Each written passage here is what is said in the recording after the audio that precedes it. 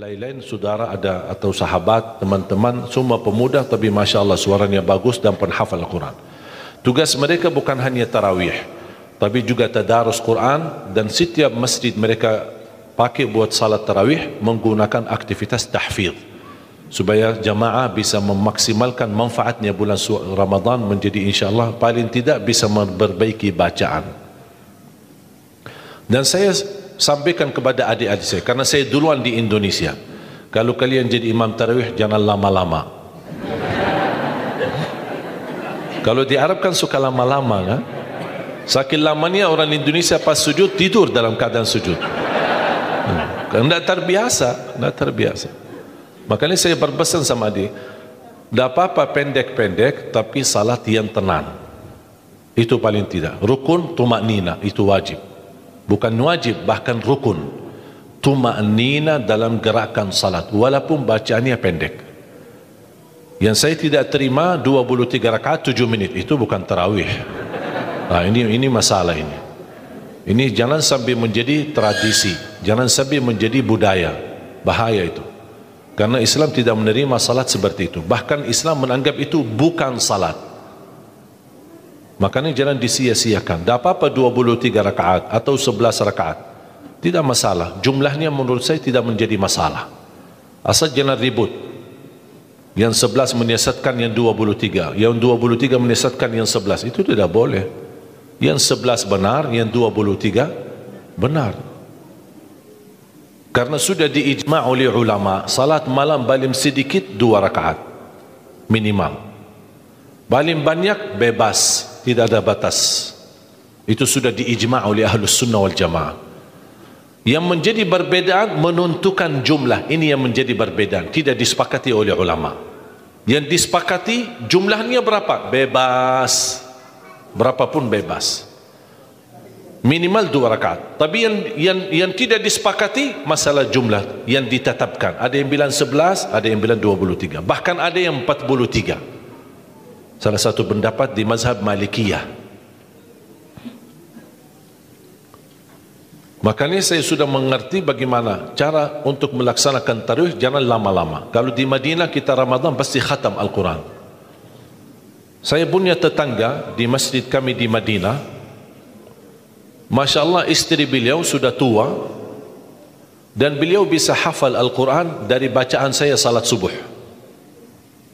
Kalau salat subuh kami di Madinah 2 rakaat khatam suratul Rahman, 2 rakaat khatam suratul Waqi'ah, 2 hari atau 3 hari maksimal khatam surah Yasin.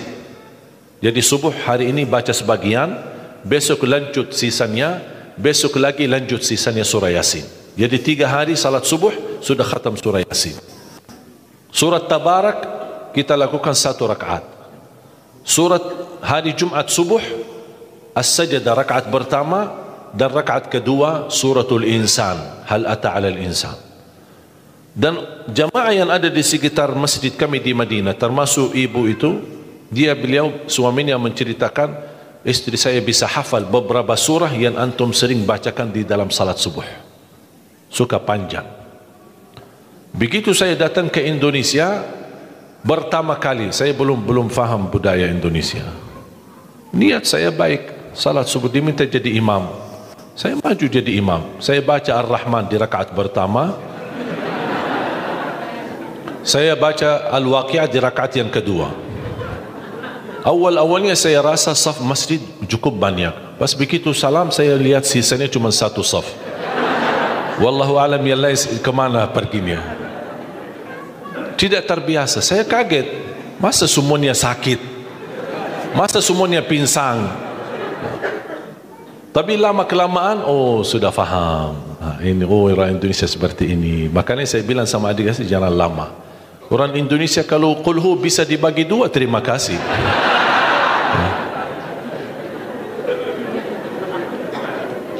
Tapi yang saya senangi di Indonesia itu semangat.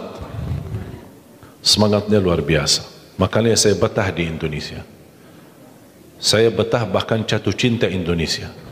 Bahkan bangga menjadi rakyat Indonesia. Sampai kadang-kadang saya ke Arab, menggunakan paspor Indonesia. Tidak pakai lagi paspor Arab. Saya ke bandara, antri kan imigrasi kan. Saya ikut jalur orang Indonesia. Sama jemaah ada rombongan.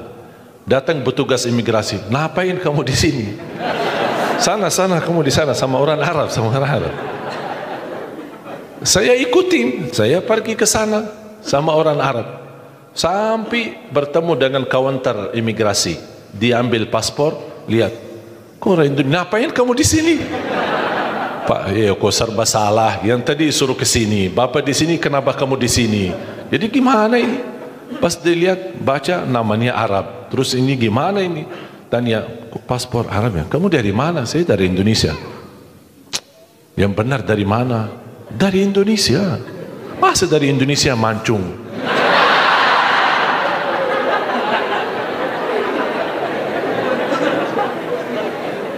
Tapi subhanallah, karena sering bola-balik pulang kampung, kemudian silaturahim orang tua bersama jamaah, sampai di bandara sudah kenal.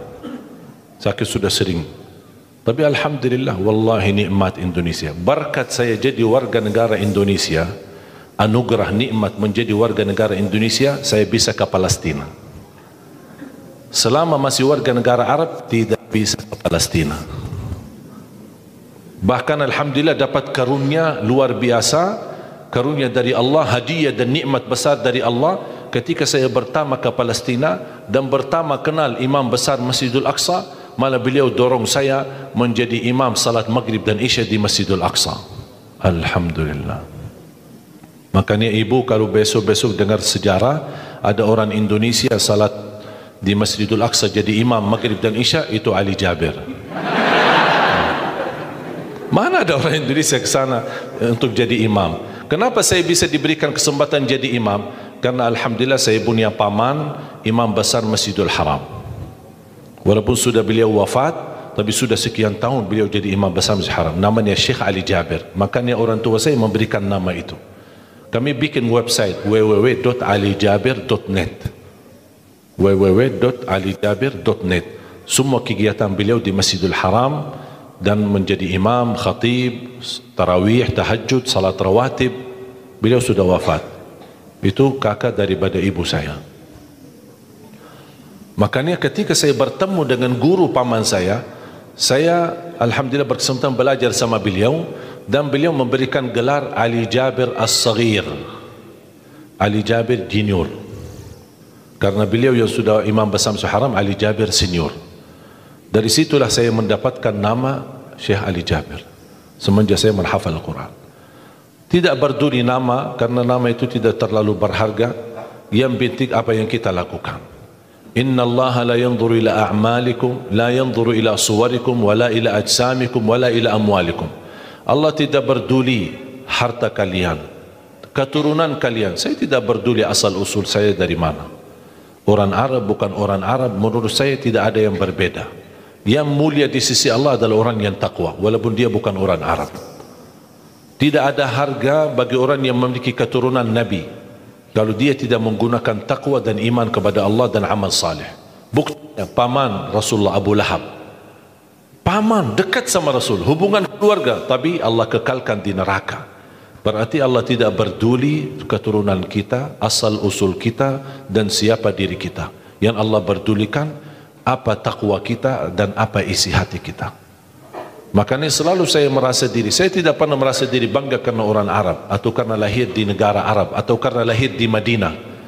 Justru saya selalu memperhatikan, insya Allah saya yakin ada jamaah yang hadir lebih mulia di sisi Allah daripada saya, karena takwa dan iman dan amal salihnya. Makanya kita harus mencari kemuliaan melalui takwa, bukan melalui siapa kita.